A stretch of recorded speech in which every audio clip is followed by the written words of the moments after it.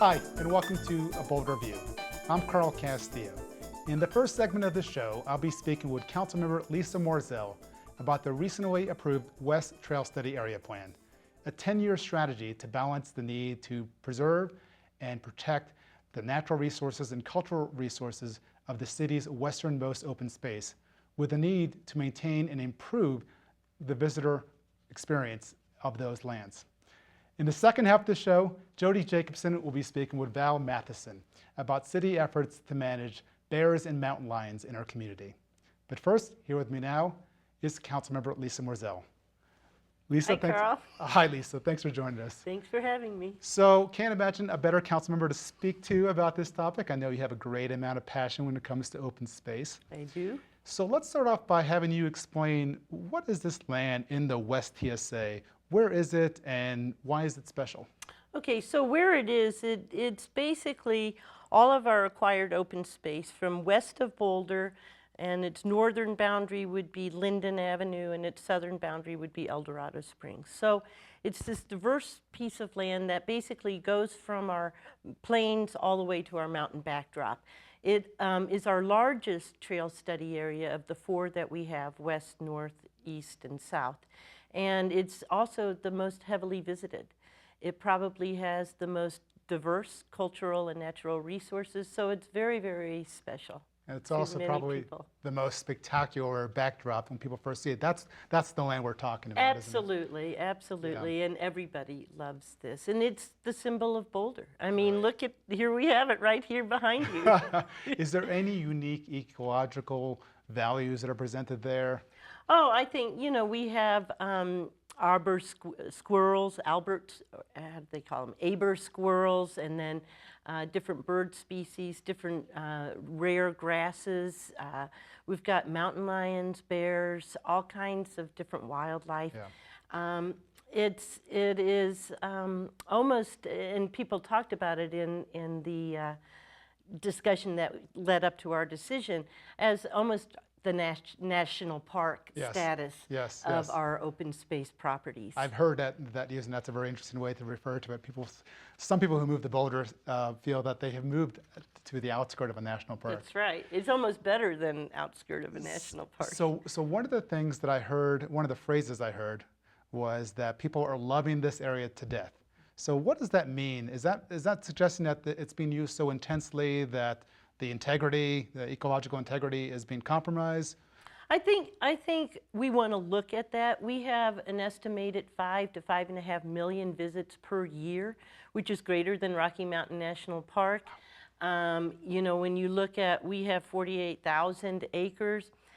Rocky Mountain National Park is much larger. I can't say exactly how large it is. I know in Yellowstone, where I work, it's 2 million acres, and they have about 3.5 million visitors a year.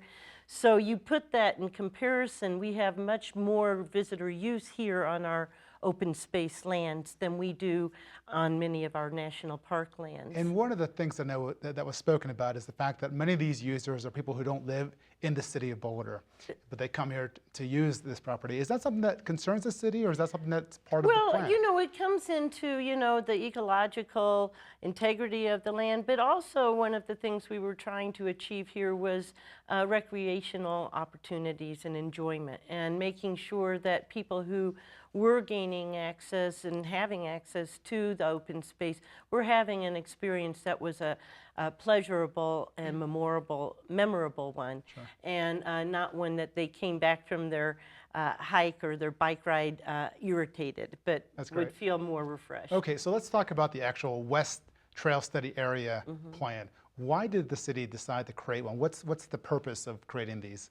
Well, I think it's a way to look at, you know, how well we did the visitor master plan back in 2005. And in order to really address the different issues in the visitor master plan, we originally had 9 trail study areas, and those were consolidated into 4 study areas, which I've already mentioned.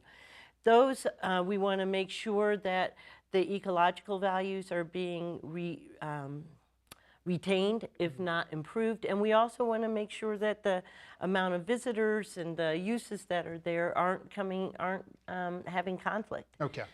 So All right. I think it's an important thing. You asked about a number of people coming Yeah. to our open space from outside of the city.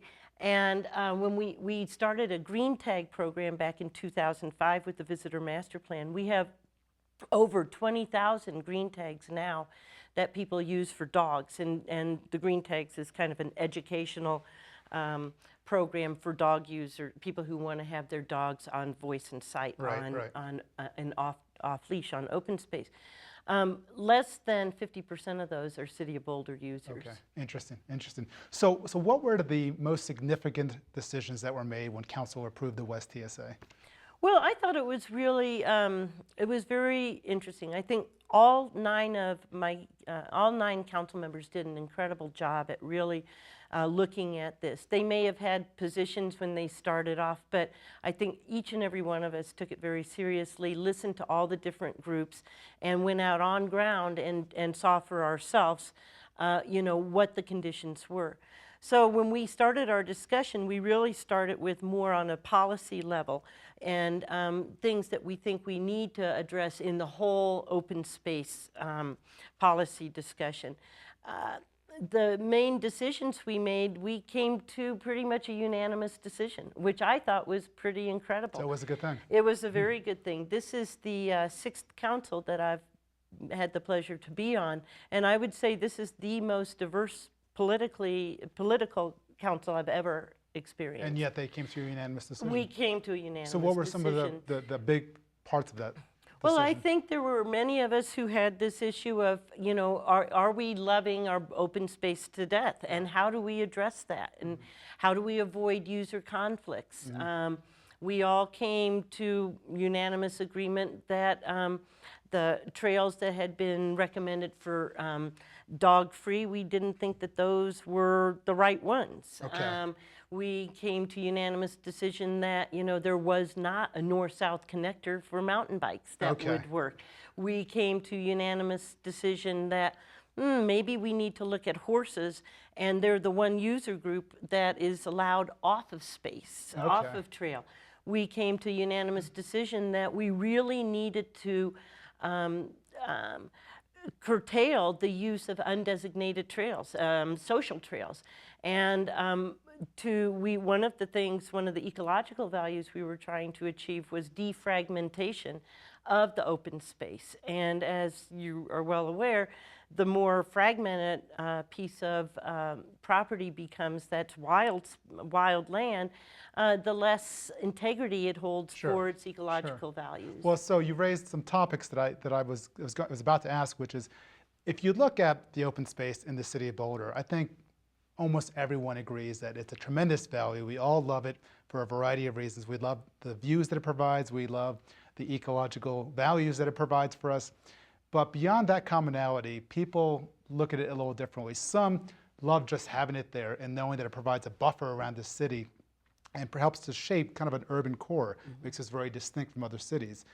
And that's enough. Whereas on the other side of the spectrum, there are those who really intensely want to use it. We have the rock climbers, we have the hikers, we have the mountain bikers, we have equestrian users that you were talking about. So in terms of the decisions that council made, how did those users or even those non-users fare? Were they happy with the decision? Were there some concerns that you've heard since then? I think probably the one group that wasn't, and was rightfully somewhat surprised, were the horse users. And I think, and I was thinking about this and getting prepared for this interview today, and I think if we had had a little bit more conversation maybe with the Open Space Board of Trustees or the CCG, we might have had a better understanding of how they came to their decisions on the horses. But as you know, when we looked at our maps, all the users were now being required to be on corridor or on trail, and except for the horses. And so when you look at this map and it says that the horses can go everywhere and that they can go from outside their back door, this is a principle that isn't applied to any other user. And so we saw, I think, a disparity with that user. I don't think we were necessarily trying to pick out the horses. And council is going to have another discussion on the access of horses. Okay, okay. But I think there's also a real misunderstanding out there by the horse user group, and that is that council's trying to take horses off of open space, which is absolutely not the case. And in fact, we added new horse trailer parking spaces, and we added additional trails for horses to use. Okay. So So let me ask you one more question in this regard. So beyond the West TSA, there was a lot of issues that were discussed that really apply equally to the entire open space, not just the western part of the city. One of the questions that some people have asked, they certainly have asked me, is the city owns 45,000 acres or more of open space. And so people will ask, when is enough enough? When is the city going to stop acquiring open space and shift towards devoting that money towards improving, maintaining, developing perhaps more access for the existing open space? How do you respond to somebody who asks that question? well, number one, I would say that we have an accelerated acquisition plan. And so if somebody wants to know what our plan is, they can go to and look at that.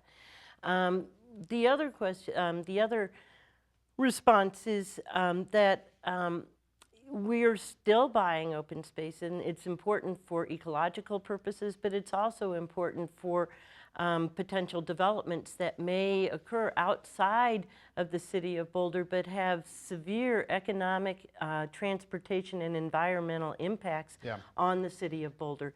So our goal has been to extinguish any of those development potentials that could seriously jeopardize our revenue sources and our economic integrity. And we can't, we just can't have that. So we're not done yet. We're not done yet. It's interesting because it's really hard to convince a public who assumes that area that's not developed is already protected, and saying, well, it may look green, it may look open to you right now, but it's in private hands and it can be developed. So it really does require a lot of foresight, a lot of background information on really the ownership parcels. Right. So. And I think, you know, it's not like we just see a piece of open space and say, hey, we're going to buy that. Right.